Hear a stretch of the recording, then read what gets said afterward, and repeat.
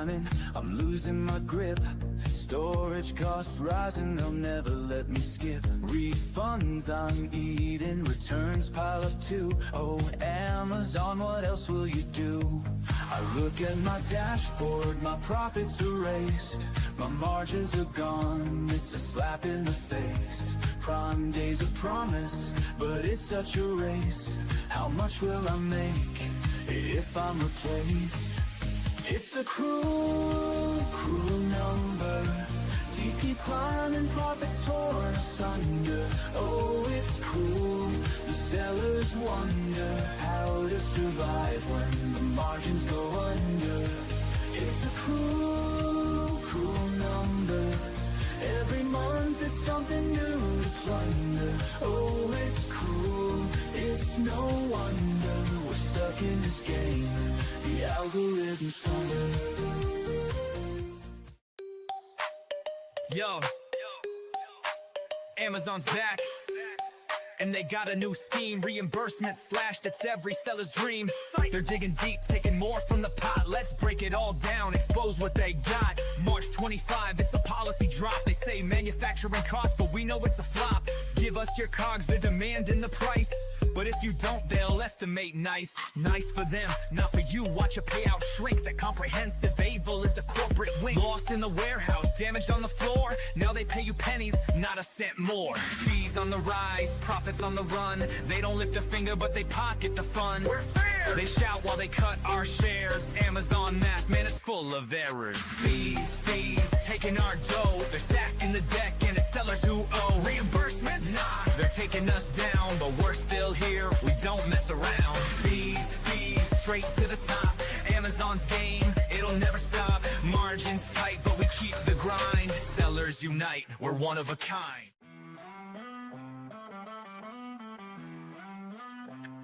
I try to sell my product on Amazon, thought it'd be a breeze. But little did I know I'd be stuck with seller support disease. They never seem to solve my problems, just give me the runaround. I'm tired of waiting on hold. My patience is wearing thin, I'll never be found. Amazon seller support, you suck, you suck, you suck. Can't get no satisfaction. I'm out of luck, out of luck, out of luck. You don't care about my business, just trying to make a buck.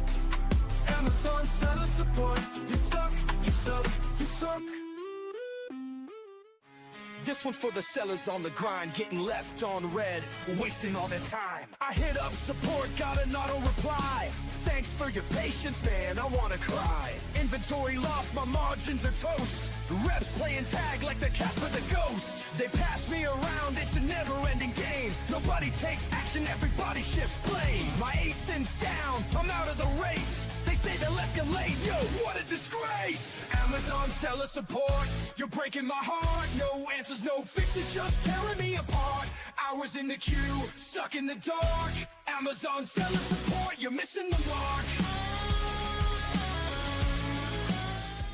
Amazon game plan, that is the key. Seller central dashboard, that's where I be. Analyze the funnel, see what we lack, then we optimize. Sellers know it's a fact. I get it poppin', you know that it's lit. Climbing the rankings, ain't no room to quit. I check the data, they notice the stats. I keep the method, that's how you adapt. Metrics are showing, you know it's our cap. Amazon sellers, it's time to react. I'm about that action, I do this with passion. I got them like, whoa, what is this? Huh, whoa. I don't know, dude. I think everybody's just buying stuff based on reviews and badges or whatever.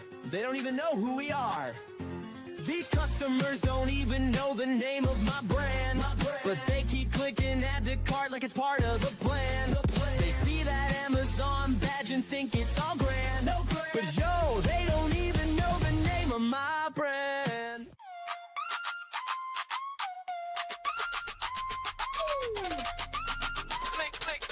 Click, scroll, build your store. Amazon's waiting, what you waiting for? Brand it loud, make it shine. Steven's here to drop the rhyme.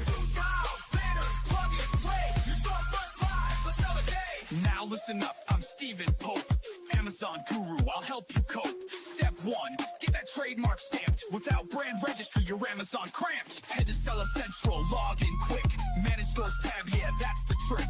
Upload your logo, flex that style. You're about to make Jeff Bezos smile. Where pick a template, marquee or grid. Drop your tiles like a branding whiz.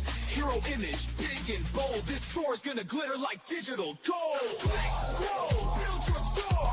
Amazon's waiting, what you waiting for?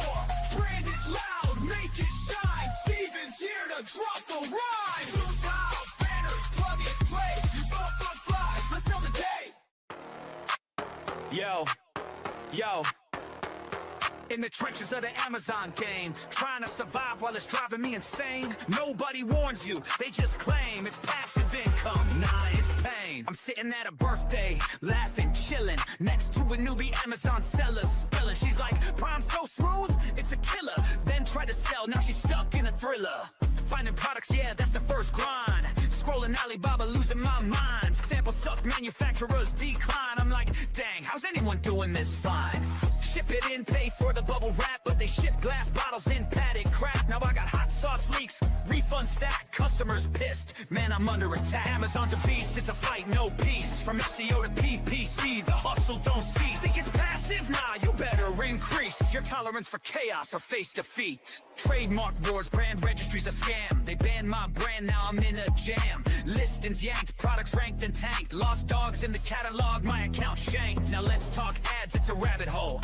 1,000 hours deep, man, it's taking my soul. Weekly negations, bulk sheets for control. Excel's my new weapon, but it's taking its toll. SEO's no joke, keywords in the game. All text, A+ content, playing insane. Lifestyle shots, avatars for fame, but the CTR's low. All products look the same.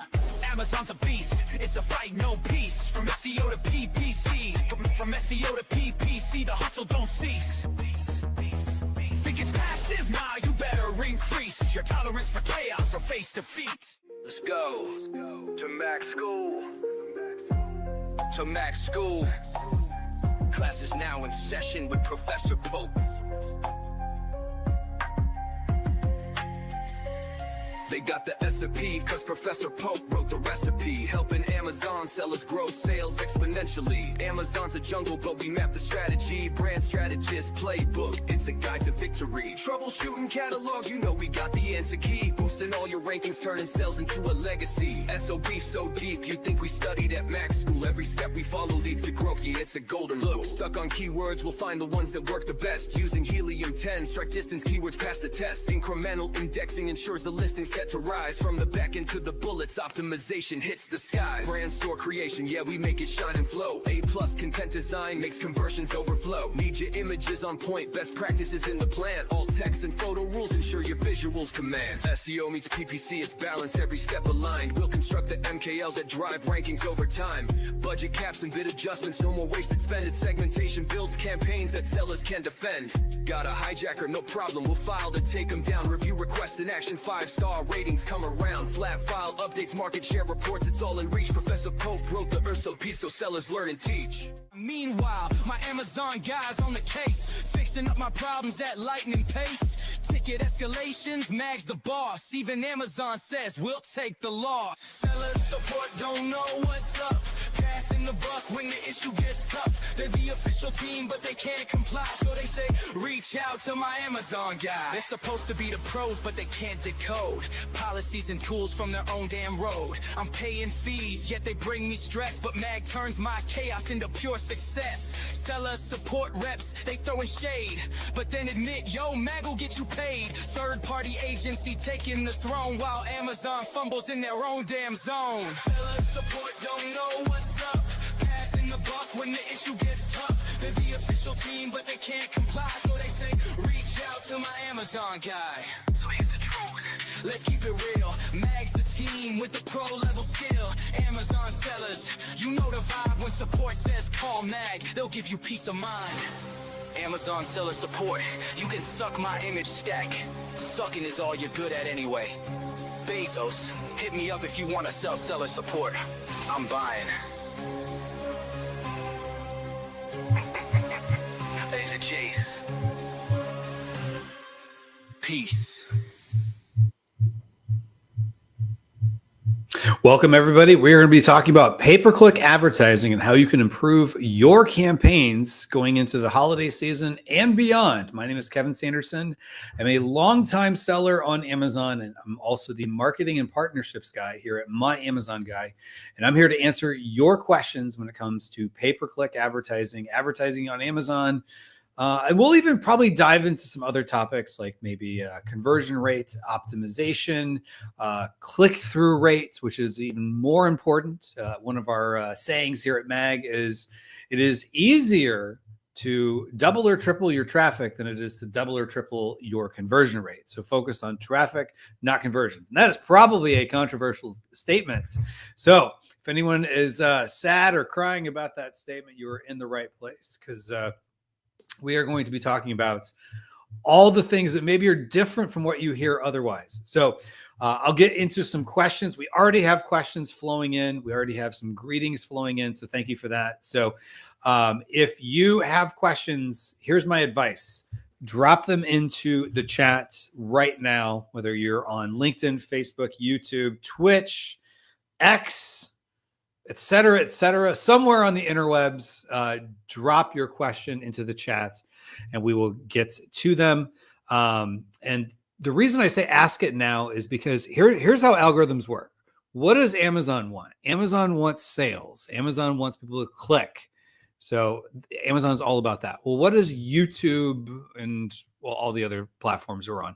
They want watch time. They want people to stay on their platform. They want people to engage with the content. So the more people that ask questions, the longer people stay on the live stream, the more people get brought into this. So here's my thought process for you. This is what will benefit you. If you ask your question now, you're going to be towards the front of the line, so to speak, which is already growing. We already got more people dropping in questions. So as more people join the stream and they start asking questions, or people who didn't ask questions in the beginning finally get the courage to ask a question, or they just have a question kind of prompted to them, stuff is going to happen and we're going to get more people joining us in the stream. So point being said, ask your question now so I can get to it for you. So, all right. So we got a couple people that are leaving I want to give shout outs, I should say, people who are basically saying hello. So Mikhail Khan, sorry, I can't talk today. Hey, Kevin, after a long time. Well, Mikhail, glad to have you here. Super exciting to have you back. Good to see your name. Vidushi says, hi, Kevin. Well, hi. Vidushi, hopefully I said that right. And we also got Abanoob says, hey, Kevin, how are you doing? I'm doing well. Thank you for that. So, all right. So I'm going to start diving into those questions. If you have questions, I will do my best to give you answers, or at least my answer may be different from what other people would say, but at least it's my answer and I'm sticking to it. So let's go ahead and get to it. The first question that comes in is from MRAD9309. which maybe it's Mr. Ad. So are you Mr. Ad or are you MRAD? I don't know. Either way, Mr. Ad, MRAD 9309. As an Amazon wholesaler, one of my listings I'm selling on has some seller selling counterfeit products on very cheap selling price, which makes one the buy box all the time. All sellers like me who are selling 100% original products are suffering from this. How can we get rid of those sellers? Some customers have even mentioned this is in their seller feedback, but seems like Amazon doesn't care. So Amazon takes counterfeit claims extremely seriously. So a couple things you could do. This is one that's probably going to hurt deep down inside, but if it's making you lose the buy box, this is probably going to be worth it. And as doing a test purchase, make sure you're buying it from this particular seller. Because if they are getting the buy box and it's preventing you because they're selling knockoffs cheap, Amazon wants nothing to do with that. Amazon doesn't want to just be the cheapest at all costs. They want customer trust.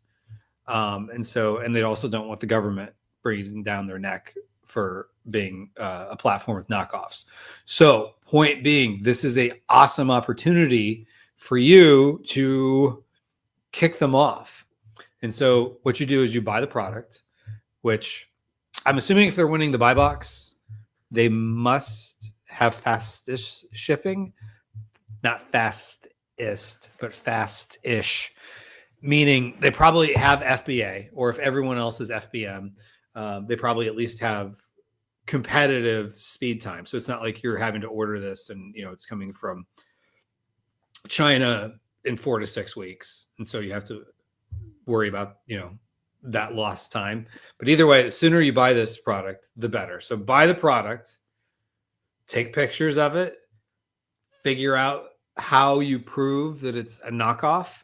Like, I remember one time going into New York, into Chinatown, and they had like, maybe they were real, maybe they weren't, but there were some handbags that looked like Prada, but they said Panda. That's clearly a knockoff. Well, maybe that's not a knockoff. It's as long as it's branded Panda, it just looks like a Prada. But some of them said Prada, but they're definitely weren't Prada bags. So in this case, assuming these are that kind of thing where it's like, let's just pretend these are Prada bags.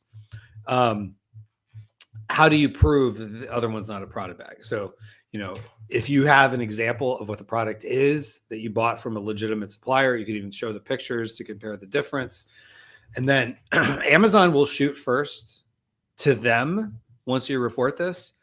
And you might have to put in multiple cases, but don't put this in seller support, put this in customer support. So you want to complain to customer support that you as a customer purchased this product and it is a knockoff. Now, that's one way to do it, which this is probably a little grayish, but it's a little grayish buying the product anyway, because technically you're not supposed to buy a product that you are working on or competing for. But in this case, it would be legit because Amazon will tell you to do this. But if you know of someone else, they could do it and submit this for you. Someone you trust, you know, who's not a seller, you know, maybe they buy it and you give them the money to buy it or whatever, and then they report it as a knockoff. Amazon will take that very seriously, and will probably take the listing down while they're trying to figure it out. And that seller, if they are indeed buying or selling knockoffs, then they will probably get into, they may lose their account. I've seen people lose. That's one of those things Amazon also takes very seriously. We don't talk about that one a lot on this channel because it's more of a reseller thing. We focus more on brands, but that is definitely something Amazon takes very seriously. So the good news is you should be able to kick them off. Now, the asterisk there is just because they're selling it cheap doesn't mean that they're selling knockoffs.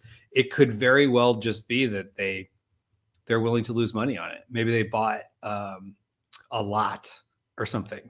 When I don't mean like a lot, like a bunch, but like they purchased lots, meaning, you know, pallets of it or something that were on discount. And so that happens sometimes too. Maybe they bought it, you know, on eBay, they bought it from a non-credible supplier. So oftentimes too, sometimes if they are selling the legit version of it, that gravy train usually won't last forever. But something is off. And so first step is do a test purchase and complain to Amazon. I know it's probably not what you wanted to hear, but at least that's going to get the ball rolling for you. All right. So Mikhail Khan says, for newly launched, share some strategies for ranking. Which type of campaign should we run? All of the above. You should run auto, broad, phrase, exact. Like, put as many lures in the water as you can, and see what sticks. And you're going to be amazed. Keywords you didn't think would work will work. Sometimes auto campaigns that you didn't think would work. And there's no reason why this works versus others, because maybe it just intuitively this keyword's more relevant, but you're getting sales on this other keyword. Let it happen. So that would be my strategy. You want to get as much traffic to that page as possible. All right. For ranking in Q4, which bidding strategy at start is good to go? You're probably talking about bidding strategy with like top of search, rest of search, etc. I would just I wouldn't worry too much about that. I know some people preach like always go after top of search. It may or may not be helpful because remember it's at the campaign level. So if you have like, let's say 10, 20, whatever keywords, you're increasing your bid on all of them. And you don't have data maybe necessarily if this is a newly launched product to support that particular keyword or all those keywords are worth, increasing your, that strategy, or by bidding strategy, maybe also you mean down only, exact. It's not called exact. I forget what it's called, but basically you're like a manual bid, like there's no auctioning. It just is what it is. And then up and down. Amazon wants you to do up and down. I never do up and down. I don't really do the other one too, where it's like you're basically like if you're saying your bid is $1 and the bid is that wins could be 96 cents. They don't take it down to 96 cents. It's just $1. So I always do down only. And I don't think it's going to hurt you. So what's more important is the bid itself and the relevancy of your product than whether it's, in my opinion, up and down, down only, whatever. So I would do down only because at least you're saying here's as high up as I'm kind of hitting my hand here. Here's as high up as we're willing to go. And so that would be my suggestion.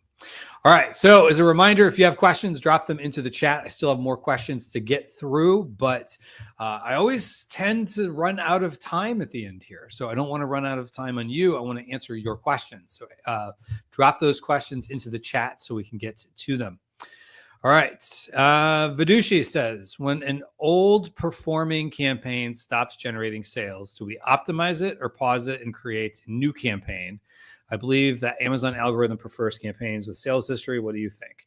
I wouldn't stop it. I mean, if it's not performing, either you need to lower your bids to get them more in line, or you have to increase your bids if maybe you're not getting the impressions anymore.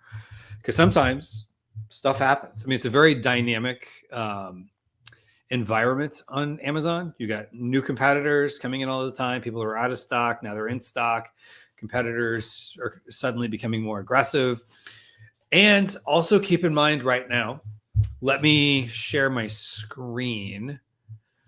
Not only has the time changed in the United States and many other countries, where we're now in like fall season. Amazon, if you go on their homepage, it's like holiday stuff already. So like Lego, it's got this nice little real estate. And then, trying to get people to sign up for Prime, holiday savings away with all these gift boxes. It's kind of holiday-esque. Oh, a couple of gift ribbons. This Lego thing, it's like a Lego candy cane and a Lego, I don't know what that's supposed to be, like an elf hat on the cat. So right here, this above the fold towards the top, there's banner ads they have that are already holiday. And notice how holiday deals, they're jumping right now at holiday. They are all about the holidays. And notice too that like it's now green. It's not usually green, but why is it green? Because green is associated with Christmas. So they're already in holiday mode. So the point I'm getting to with all that is it's holiday season. And what do people do with holidays? They start researching. They start thinking. Like my in-laws were over at the house over the weekend, and they were asking my son, their grandson, hey, what do you want for Christmas? And so he's still deciding what he wants to put on his wish list for Christmas. People are going out there getting ideas, what they want to get for other people, whatever the case is. And guess what they do? They click all over the place. Do they pay any attention to like the little tiny letters that say sponsored? Do they say, oh, I might cost somebody a click? Maybe 1 in 400 people think about that who don't sell on Amazon. So people are just clicking whatever. If it looks good, I click it. So just know that performance early to mid-November sometimes can struggle with paid ads. So if that's happening, just know that that's par for the course and not. It's more of a it's more of a feature, not a defect. That was the word I was looking for. It's par for the course for this time of year. But I would definitely focus on optimizing your campaigns, and you could try running new campaigns too and see which do better. So if everything is broad, maybe run those keywords as exact match that have got positive performance history and see if that helps. So all things you could do, and hopefully that helps you. All right. Next up, we have Abanoob says, I think I missed that. Does the bid control the placement and impressions as a result, or it controls the impressions and by result, it decreases how many times the ad shows in the same placement? Okay. Does the bid control placement and the impressions as a result? Yes, this is a multi-part question here. So I'll do my best to get through all of this. Meaning, if I have a bid of $1.30 plus my ad in the first position on page 1, what does decreasing the bid to 30 cents would do? Okay, so if you have a $1.30 bid and you're in first position on page 1 and you decrease to 30 cents, you will probably show up on page 4 or only in like the second and third scrolling through carousels of the product detail page where it's, the other products similar to this. So you're going to go down drastically. Now, there is no prize for being top of search. Just one thing to remember. At the end of the day, you are selling a product to make a profit. And so it's not all about, clicks, impressions. It's great. Yes, it is. And the number of impressions and the location of the impressions is going to be greatly affected by your bid. But keep in mind, if your bid is here and now you're going down drastically, then that will take a hit. But at a certain point too, like if you're not making the sales, and you had a product that you showed us last week that's probably very seasonal to Halloween, it probably could still do well outside of Halloween. But now that Halloween's passed, it's probably not worth being at the top of page 1 just for the sake of being at top of page 1. You want to be somewhat profitable. All right. So follow-up question here. Will it keep my ad rank first position on page 1? Probably not. You never know. But usually if you're dropping from $1.30 to 30 cents, in my experience, no. Does it decrease how many times you show up? Potentially. Because like, for example, you probably will show up lower on the page or on other pages. So they're not everybody makes it to your ad is kind of the thing. And again, you have to think through, is it worth donating a check to Amazon every time you make sales, unless there's a strategic reason to do that? And that's basically what you're doing. It's almost like you're saying, hey, Amazon, thank you for letting me sell this product. Here's, in addition to the fees you already collected, I'm now losing money. So here, in fact, here's just money to take so I don't sell the product. It's kind of what ends up happening when you lose money on ads, unless you're trying to drive ranking. Now, in this case, maybe it makes sense to drive ranking if it's like right before, a peak season, but you're coming out of your peak season. So I would definitely lower your bids if I were in your shoes, and I would make it, I would be okay with that. So like to your point, like, will it move the ad back to page 2 or 3? Potentially, maybe even farther back. So, because at the end of the day, all ads do, you're really, as much as you're saying, I want to pay per click, you're really paying for impressions at the end of the day. Because at the end of the day, if you don't, all about that phrase, end of the day suddenly. If you don't get clicks and you don't get sales, they're not going to give you impressions. Because at the end of I did it again. What Amazon wants is sales. And so to get that, they have to have clicks, and they show your ad. So what Amazon control is giving you the impressions. Now they're not going to give you the impressions if it's not performing. So you were probably performing well enough at that bid, but maybe at a lower bid, you may not be performing well enough. Will it? Yeah, we've covered that one. All right.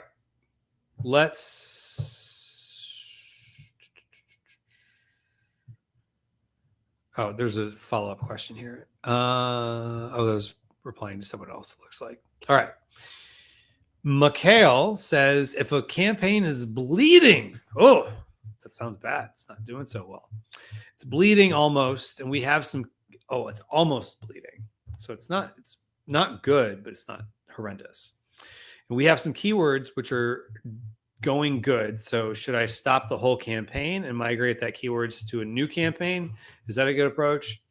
Rule number 748 at my Amazon guy. Well, just say this is Stephen Popeism, which I 100% agree with. Do not negate a good keyword. Turning off a good keyword in a good campaign, well, a good keyword within a campaign. You don't want to turn that off. So if you turn off the whole campaign, you turn off all the keywords. If it's performing there, let it perform. Just turn off the ones that aren't performing or lower the bids super low in the others. But what's going to happen is, and this was kind of to the question somebody asked earlier about, do keywords have history? So if you download, this is a good way to visualize this. If you download the bulk file, the bulk, what is it called? Bulk template, bulk operations template in the ads in ads manager, you're going to see like every row, it's like campaign. Some rows are ad groups, some rows, lots of rows are keywords, some are product targeting, some are whatever. Every row has what's called a record ID. So your keyword is in a row as a keyword, and you see what keyword you're going after. That record ID has history within the algorithm. Good history, bad history. So if it's got good history, you can't necessarily guarantee that is counterintuitive as this may sound. Okay, I have this keyword performs well. So if I just put the same keyword, bid the same, exact match or broad match or whatever in another campaign going to the same product, wouldn't it just perform the same? Not always, because the algorithm's looking at a variety of factors that aren't just it's not just looking at the bid and the relevancy of the keyword. It's also looking at how it has performed historically. So that goes back to the record ID. So I would say, what's working well, leave it there. You can always start a new campaign. You can even clone that campaign theoretically, or use the same keywords. But just know that I would highly recommend you don't turn off the whole campaign if there are bright spots. If everything's terrible, maybe turn it off. But if some keywords are doing well, let them continue to do well there and just turn everything else off. All right, scrolling on down. Feel free to ask your questions. The sooner you ask the question, the more likely I'll be able to get to it. So we're already about almost halfway through this live stream. Not quite, but we're almost halfway through. So I do my best to get to as many of these as possible, but as many questions as possible, but I always tend to run out. And so we get more questions towards the end. And so then they just kind of pile up. So ask your question now. All right. Mikhail says, if we have products in both FBM and FBA listings, should we run the separate campaigns for both listings, or should I run both in a single campaign? I don't know of any reason you would want to run to the FBM. If it's okay. Okay, so I want to make sure I understand this here. Is this same product has two SKUs, one SKU for FBA, one SKU for FBM? If that is the case, then I would say just run ads to the FBA SKU. And then maybe to the FBM SKU. I guess you could do the FBM SKU because if the FBM SKU isn't going to get the buy box, it's probably not going to show up in ads. With that said, if your question is you have some products that are FBA and some products that are FBM, you may want to, just for organization and reporting purposes, keep them separated. There was a song by The Offspring that just came to mind. You got to keep them separated. Hey. Anyway, so all right, I go with what The Offspring told us back in the 90s and keep them separated. So I would say if you have different products, some are FBA, some are FBM, I would keep them all separate. Now, I would I would generally recommend advertising in a way that you're doing one product per campaign. But you may want, if you have some products are FBA and some products are FBM, you might want to have some sort of naming convention for your campaign. It's not like new campaign that works or something like that. It's like, ASIN. Some people like to use SKU. I use ASIN. In this case, you might want to use SKU. SKU dash name of product dash sponsor products, or SP dash, auto broad, whatever, dash FBA dash FBM. So like in the naming convention, you have whether it's FBA or FBM. So then you could just do searches for FBA, searches for FBM. And then when you're doing those searches in Campaign Manager, you could see the reporting of all your FBA ads, all your FBM ads. But that's assuming you're separated between products that are FBA and FBM. Now, again, going back to if you're talking about same product where you have an FBA SKU and an FBM SKU, I wouldn't necessarily recommend saying have separate campaigns. I would just keep it all in one campaign. And because ultimately with Amazon, you're advertising to the SKU, and they're going to favor the FBA SKU because they're in control of the shipping process. So just go to the FBA SKU and then maybe turn on the FBM SKU when if you run out of inventory, assuming that's why you have the FBM SKUs as somewhat of a backup. So anyway, next up, Abanoob says, or there's another theory for that. This is in regards to if you lower your bid, what happens? In other words, does bid controls the ad rank or the ad showing up times? So in my experience, if you want more impressions, you increase your bid. Outside of, let's say, improving your click-through rate, your conversions, the listing itself. But if we're purely just talking about what levers you pull with PPC, if you want more impressions and there's more impressions available, you increase your you increase your bid. If you want to back off, you lower your bid. So it's kind of like when you're driving down the road. What do you, at least here in the United States, where we're driving on the left side of our car, on the right side of the road, we use our right foot. I assume maybe in the UK and other countries that are driving opposite of how we drive, they drive on the right side of the car and the left side of the road. I'm assuming everybody uses just one foot, whether it's your right foot, your left foot. I use my right foot. So I'm driving down the road with my right foot. If I want to go faster, I don't push down on the brake and the accelerator at the same time. If I want to slow down, I only push down on the brake. And the reason is kind of, I give that analogy, is this kind of how it is with your ads. So if you are increasing your bid, you are pushing down on the accelerator. If you are decreasing your bid, you are hitting the brakes.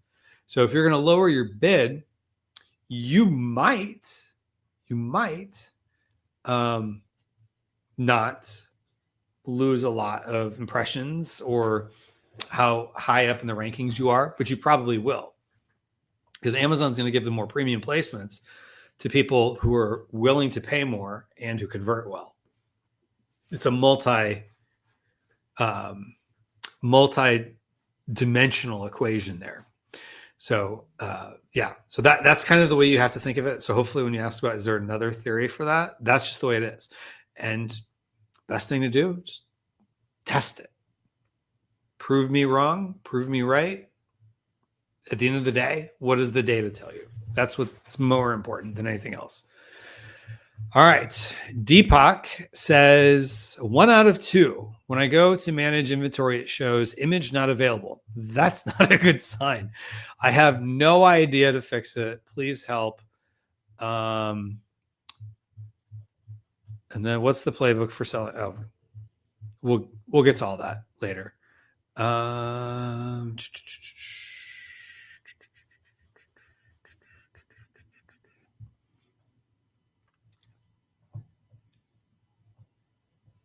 If I go to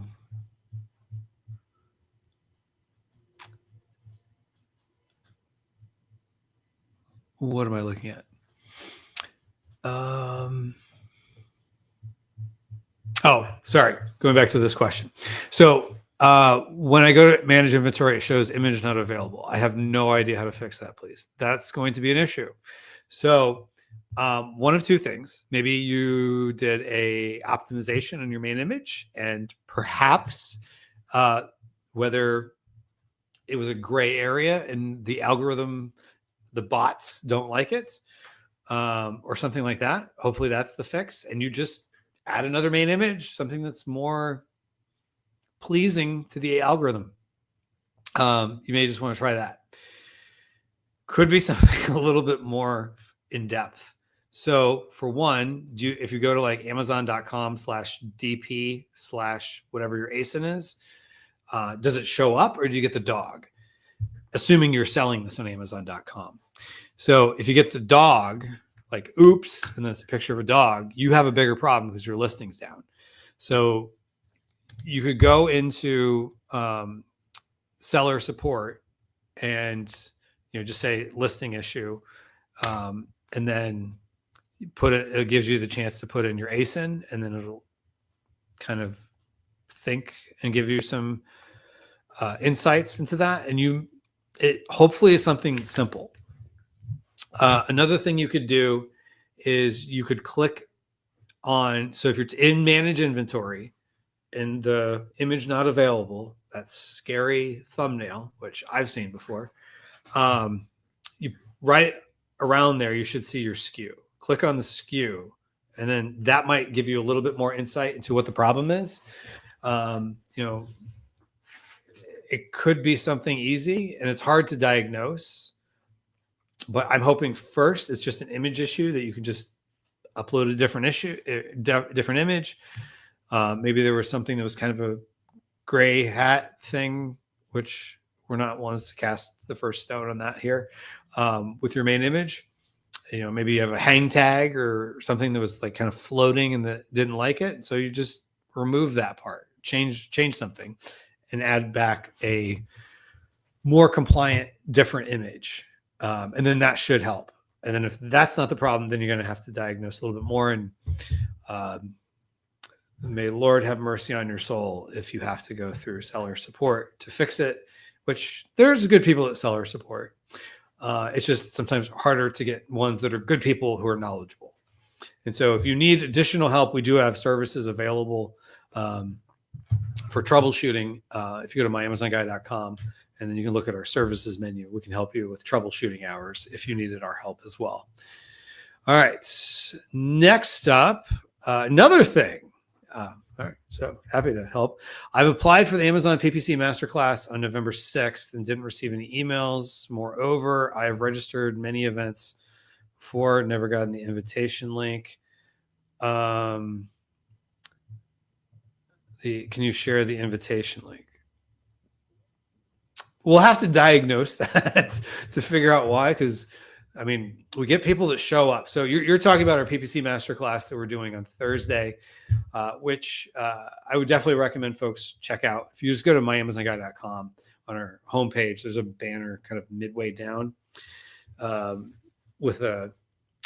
you can sign up for it. So if you signed up and you did not, and this is happening multiple times, do this. Email podcast@myamazonguy.com and just tell us that you've had issues signing up for some of our master classes and did not get the link, because you should. we send the link out in the confirmation email, and then the morning of, we always send out a link, and then 30 minutes prior, we send out a link, and that's just to the people who signed up.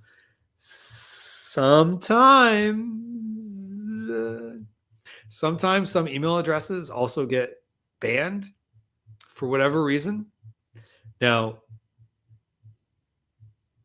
we had been using ActiveCampaign to send these emails out up until about maybe 2 months ago, and we've been switching over to HubSpot. And so perhaps HubSpot, for some reason, thinks you don't want our emails. So you could try with a different email address as well. Also check your spam. For whatever reason, it could be our emails are going to spam. But feel free to email us, podcast@myamazonguy.com. We'll be more than happy to at least look at your record in HubSpot and or ActiveCampaign to figure out why you might not be getting the confirmation emails with the join link. But they're definitely the automation is working because people are getting them. So hopefully that helps. All right. Mr. Rail 6168 says, what happens if we have two different suppliers supplying us with the same product but using different packaging? The SKU remains the same. How does Amazon treat this when restocking? Okay. So is it just a matter of like the box just looks different? Or is it like different shape, different whatever? If it's just a matter of like the box is different size, I don't think it's, or sorry, different, wording on it, and it's the same, just pretend there's a UPC code on the back, then you're probably fine. If it's all the same. Now, if it's like, one sends it in a box like this and another one sends it like the product in a poly bag, that could be an issue because theoretically the same product should have the same dimensions, like for FBA. So why would two different suppliers send different packaging? That would be my question. And again, it could be like, and if it's just the matter of like the brand changed the packaging, then that should be okay. Assuming this is you're reselling a product for someone else.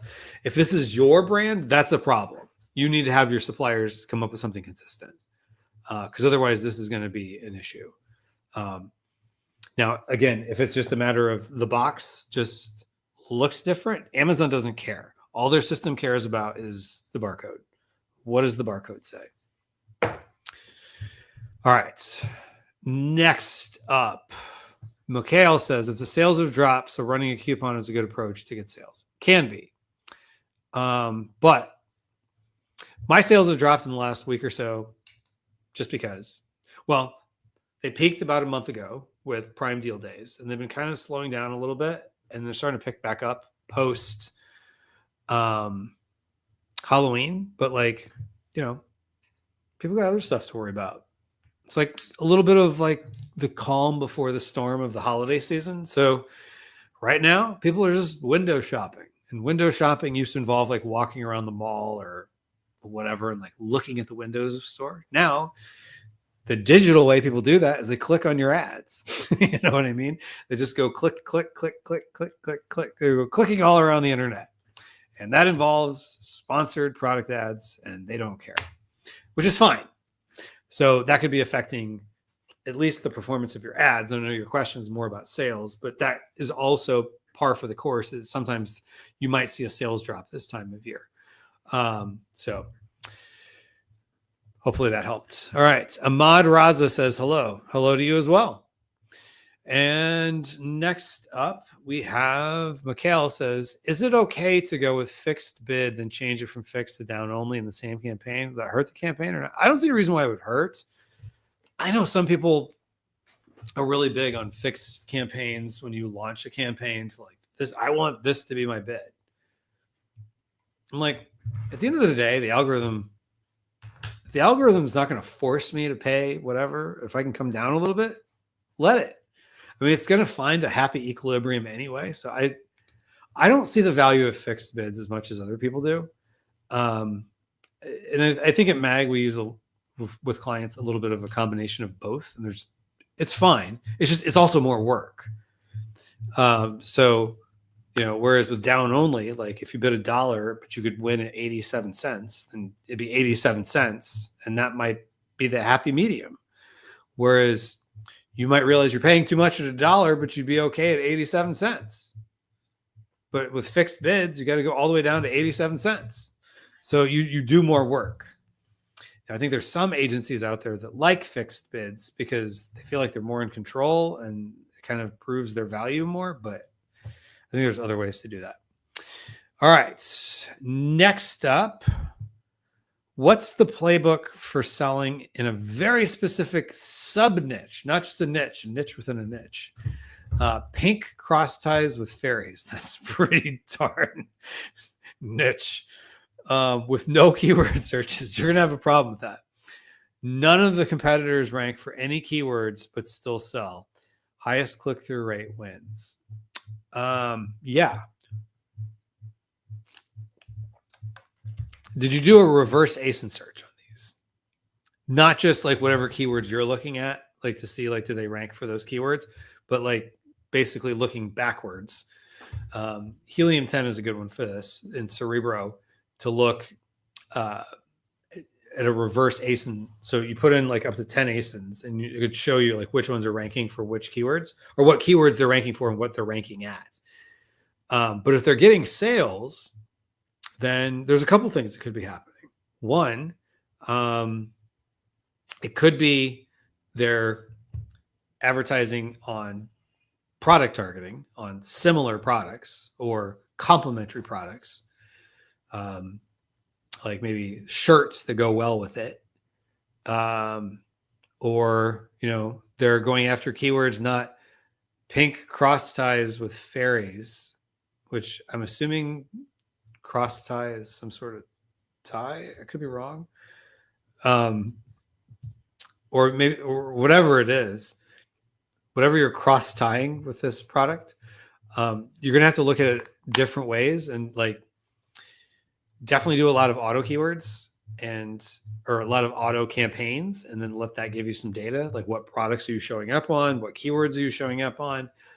And then also it could be that it's so niche that like they're getting sales because they handed out flyers at a cosplay conference. If this is something people would use for that, or like, they're working with influencers and this is something that the right influencer with the right audience would be interested in, this sends them traffic, and that's how they're getting sales. Sometimes you just don't know, because the problem you're going to run into is if there's not minimal search traffic, but like no search traffic, you're up a creek on Amazon, because with Amazon, most of what happens is people are searching. I know maybe with AI, maybe in 5-10 years, that'll be different. But right now people search for product. I find results. I click on the ones I'm interested in and I go to those. If they're not searching, there's not available impressions. If there's not available impressions, there's nothing, people aren't clicking on it. So you have to look at it that way. And hopefully this is like a niche thing that you don't have lots of product of. You don't have like container loads of this, because then you're going to be up with a paddle. But maybe go on TikTok and look up the product name to see if there's videos of people that you can find, recommending your competitors. Google and look around at like,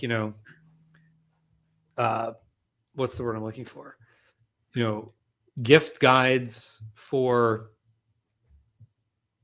men who love pink or something like that. Like who's the audience for this? Like, think about that and like who has those audiences, and then see if you can figure out that, and then see if you can set up collaborations with those people as well.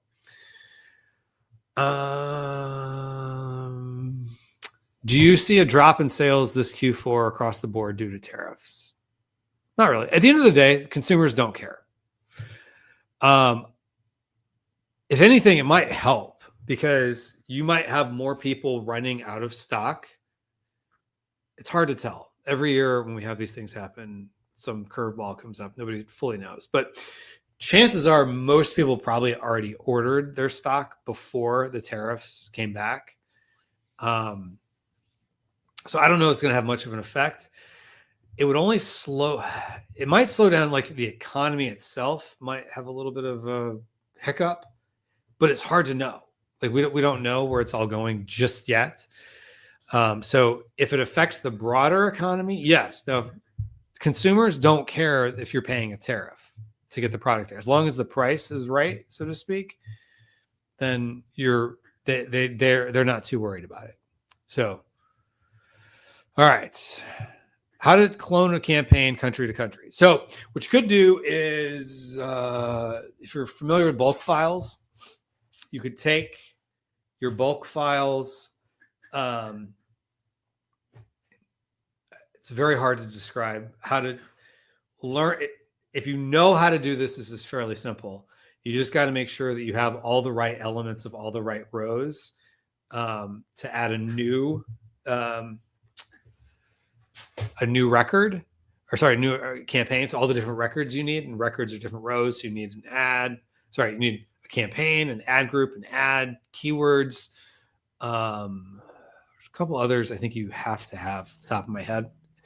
I'm having trouble thinking through what all of them are, but you could do that, and you could just take the keywords from your campaign, from the bulk file, from let's say the US, and then you create like this bulk file that's going to be for adding new campaigns in Canada. And then basically what you could do is for all the records that your little drop down, I think it's new. I always just do updates for the most part. But if you're doing the new, it's going to highlight everything you need for that. For a campaign, you need to have this column, this column, this column. You need to have like the name enabled. You need to have, whatever else. So you want to make sure you have all the elements you need. And then you could clone it that way from country to country. All right. My listing is not live. Release date after 2 weeks. It was there before I uploaded the image. Okay, this is the one with the CTR hack. Okay, so this is good news. So it's probably just a CTR hack thing. CTR hacks don't work great in every category. So if what you described before sounded like it might be apparel, the CTR hacks don't work well in apparel. You could take what we did in the CTR hack stuff, and you could put some of that into like secondary images. That could apply. But I would say you're going to have probably a more basic image if this is apparel. So hopefully that helped. All right. Zain Akhtar says, hey, Kevin, I hope you're doing well. I am. Thank you. I hope you are too. It's fairly normal to have a large negative keyword list. I have a negative keyword list of 68. I don't. Large by what standard? Brand names, unapplicable accessories or colors. Mostly I sell watch cases. I find that my conversion is actually higher with premium price positioning.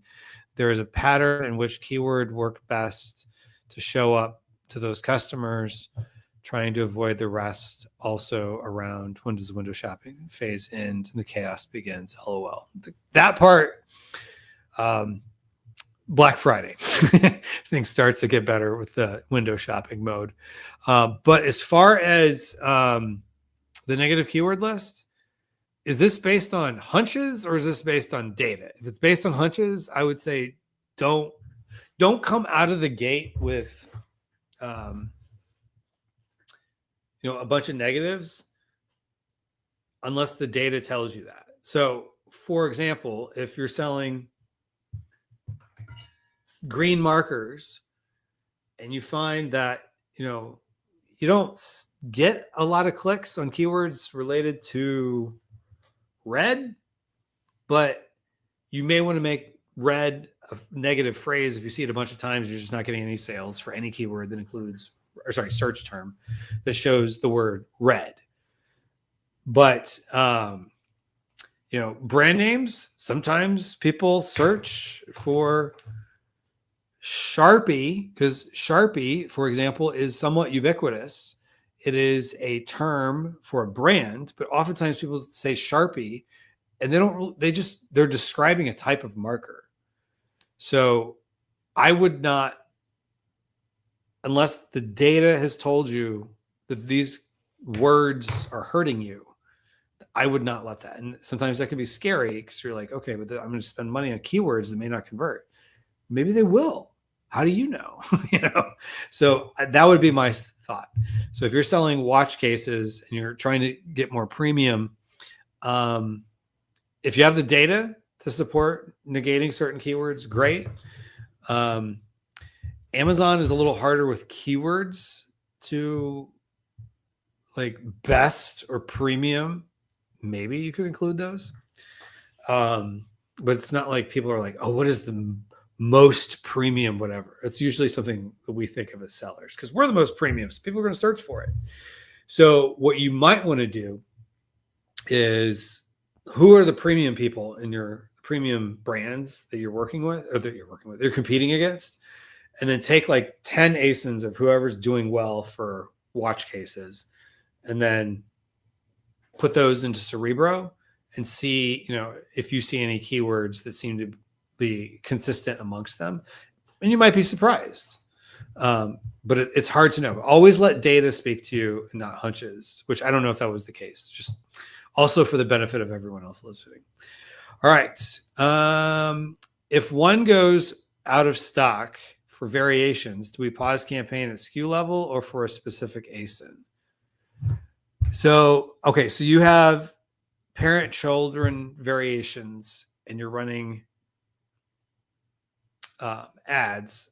I wouldn't worry about it because at the end of the day, they're only going to show ads to variations that have stock. So you're fine. My suggestion is just leave it unless you're on like the fast start program where they can show your ad when like the inventory first gets there. Then you might want to be concerned because, like, for example, if Amazon's quoting people like you have no inventory that's available, it's all in FC transfer status, but they're selling it, and I think it's called the Fast Start program. That might hurt you, but for the most part, I'm trying to think through of a reason why you would want to pause the SKU itself, because and you're advertising technically on the SKU, not the ASIN, because you could theoretically have a FBM and an FBA SKU for the same ASIN. But yeah, I wouldn't worry about I wouldn't worry about pausing them, because essentially they're going to be pausing themselves by not being available. All right, LinkedIn user. If there is other person who is winning the buy box on our listing, even after we raise a request to brand registry team, there is no resolution here. It affects overall PPC and product level. How can we resolve this? Okay. Similar to, I don't know if you were here when I was talking about this earlier, somebody asked the question of like someone else has the buy box. So I'm assuming you have brand registry. This is your product, your brand registry. So no one else should be buying this on this product. Now, if somebody got it for Christmas, or somebody bought 10 for the office and they're like, actually, we're not going to give this to anybody. They could sell those 10 on Amazon. There's really not a lot you can do about it. So my suggestion would be do a test purchase, figure out if it's counterfeit. If it is, then you could put in a case to, an inauthentic claim. That Amazon will take extremely seriously. All right. Next up, based on data, PPC search term reports over the last 60 days. Oh, what the negations were. So it sounds like you were on the right track. All right. The other competitor is winning the buy box on our listing, even when we raise. Oh, this is probably the same person asked the question on LinkedIn and on YouTube. Based on data, search term report over the last 60 days is on the market for 5 months. Okay, so you got some decent here. I did a call with my Amazon guy, and he said the product is doing darn well for that competitive niche. good. And I thought I was getting my behind kicked, LOL. So now trying to dial in the PPC spend to be more targeted and specific to what's working based on my data. Yeah, sounds like you're on the right track. Yeah, there is, going back to your original question of, do I have too many negations? No. So I run summits for PPC, and I had done a PPC summit. I don't remember when exactly this one was, but Michael Erickson Fasheen from Ad Badger. Shout out to Michael if you're watching. Great guy. Follow his content if you're not. He was talking about how some of their best clients have long lists. Some of their best clients who are the most profitable, what I should get a little caveat there, have long lists of negations. Now, I personally, if I'm going to negate, generally speaking, it's better to negate exacts in my experience, unless, certain name brand, you have a calculator and Staples is the name brand in calculators. I don't know there's name brand in calculators, but whatever. And that, people will go out of their way to buy the Staples brand calculator. Well, maybe you make that a phrase negation for Staples, but most of the time I would do exact, because you might be cutting yourself off for where a keyword may work well. That'd be my only thought process. But Michael's whole hypothesis, going back to what I was saying before, not hypothesis, but his whole thesis was that the brands that are the most profitable oftentimes have the most negations. And we talk about that on this channel a lot of, negate. You need more negations. Negations aren't a bad thing if you're negating the right keywords. It's just, especially with broad, you just got to be careful that you're not cutting off your nose to spite your face type of thing. You want to make sure it's, you're not eliminating yourself from the auction for keywords that you could be going after. So, all right. With that, thank you everybody for joining us, and happy selling. Join us again next week. And again, if you go to myamazonguy.com, this Thursday, we're doing a PPC masterclass. I will be joined by Noah Wickham from our team, as well as we'll be joined by Mina Elias from Trivium, Ritu Java from PPC Ninja, and Elizabeth Green from Jungler. So would love to see as many people there as possible. We'll answer your questions. So with that, take care, everybody. Bye.